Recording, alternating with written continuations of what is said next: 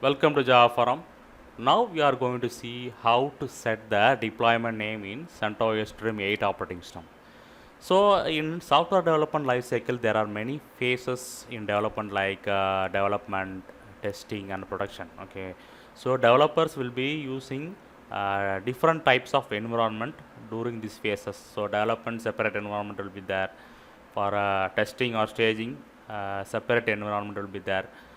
Like that we can set the environment using this command hostname ctl set hyphen deployment environment name. So I am putting this environment as a development box. So now we can see that deployment is set as a development. So this is a development box.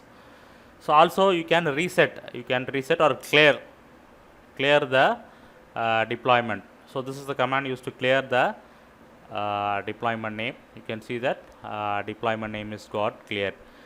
Okay, so now once again I am putting back some other name for a deployment. So I am putting as a staging. Okay, so there are some predefined names for this set hyphen deployment command, development, staging, production. So please verify the hostname ctl man pages to get some clarity. So this command will be useful